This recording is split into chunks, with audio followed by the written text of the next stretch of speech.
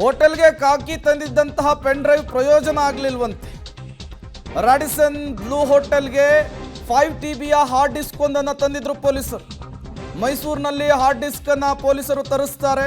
ಅದರಲ್ಲಿ CCTVಯ ಫುಟೇಜ್ ಅನ್ನು ಡಂಪ್ ಮಾಡುವಂತಹ ಕೆಲಸ ಮಾಡ್ತಾರೆ.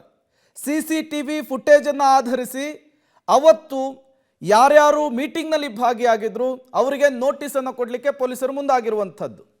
ಮತ್ತಷ್ಟು ಡೀಟೇಲ್ಸ್ ಕೊಡ್ತಾರೆ KP ನಾಗರಾಜ್.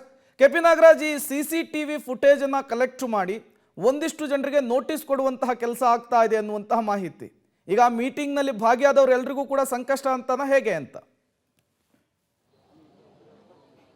ನಿಶ್ಚಿತವಾಗ್ಲೂ ಕೂಡ ಅದರಲ್ಲಿ ಯಾವುದೇ ರೀತಿಯಾದಂಥ ಅನುಮಾನಗಳಿಲ್ಲ. ಈ ಕಾರಣಕ್ಕೋಸ್ಕರವಾಗಿಯೇ ಪೊಲೀಸರು ಎಲ್ಲ 3 ದಿನಗಳಿಗೆ ಸಂಬಂಧಪಟ್ಟಂಥ ಅಂದರೆ ಯಾವತ್ತು ಪ್ಲಾನ್ ಶುರುವಾಯಿತೋ ಅವತ್ತಿನಿಂದ ನಾಗ ಯಾರ್ಯಾರನ್ನ ಹೋಟೆಲ್ಗೆ ಕರ್ಕೊಂಡು ಬಂದಿದ್ದ ಮತ್ತು ಯಾರ್ಯಾರನ್ನ ಮೀಟ್ ಮಾಡಿಸಿದ್ದ ಅನ್ನುವಂಥದ್ದಕ್ಕೆ ಸಂಬಂಧಪಟ್ಟಂತೆ ಈಗಾಗಲೇ ಕೆಲವೊಂದಿಷ್ಟು ಮಾಹಿತಿಗಳನ್ನ ಪಡೆದುಕೊಂಡಿರುವಂಥದ್ದು. ಅದಕ್ಕೆ ಸಂಬಂಧಪಟ್ಟಂಥ ಸಾಕ್ಷಿಯಾಗಿ CCTV ಫುಟೇಜ್ಗಳನ್ನು ಎಲ್ಲದನ್ನು ಕೂಡ ಪೊಲೀಸರು ಡಂಪ್ ಮಾಡಿಕೊಂಡು ಈಗ ಬೆಂಗಳೂರಿಗೆ ತೆಗೆದುಕೊಂಡೋಗಿದ್ದಾರೆ.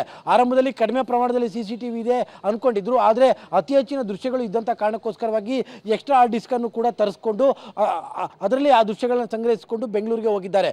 ಅಲ್ಲಿಗೆ ಒಂದು ರೀತಿಯಾಗಿ ರಾಡಿಸನ್ ಬ್ಲೂ ಹೋಟೆಲ್ ಏನಿದೆ, ಮೈಸೂರಿನ ರಾಡಿಸನ್ ಬ್ಲೂ ಹೋಟೆಲ್ ಏನಿದೆ, ಈ ಹೋಟೆಲ್ನಲ್ಲೇ ಎಲ್ಲ ರೀತಿಯಾದಂಥ ಈ ಕೊಲೆ ಪ್ರಕರಣಕ್ಕೆ ಸಂಬಂಧಪಟ್ಟಂಥ ಮಾಸ್ಟರ್ ಪ್ಲಾನ್ ಸಿದ್ಧವಾಗಿರುವಂಥದ್ದು.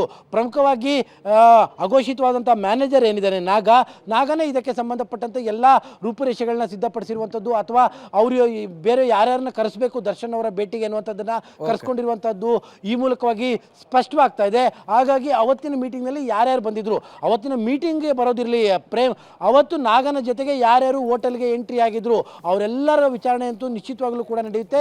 ಹೀಗಾಗಿನೇ ಆ CCTV ಫುಟೇಜ್ಗಳನ್ನು ಈಗ ಪೊಲೀಸರು ಇಟ್ಕೊಂಡಿರುವಂಥದ್ದು. ಅದರ ಆಧಾರದ ಮೇಲೆ ಅವತ್ತು ನಾಗನ ಜೊತೆಗೆ 2-3 ದಿನಗಳ ಕಾಲ ನಾಗ ರಾಡಿಸನ್ ಬ್ಲೂ ಹೋಟೆಲ್ನಲ್ಲಿ ಓಡಾಡಿರ್ತಾನೆ. ಹಾಗಾಗಿ ಅವತ್ತು ಅವನ ಜೊತೆಲಿ ಯಾರ್ಯಾರು ಓಡಾಡಿದ್ರು ಅವರೆಲ್ಲರಿಗೂ ಕೂಡ ಈಗ ಪೊಲೀಸರು ನೋಟಿಸ್ ಕೊಡೋದಕ್ಕೆ ಮುಂದಾಗಿದ್ದಾರೆ. ಪ್ರೇಮ್.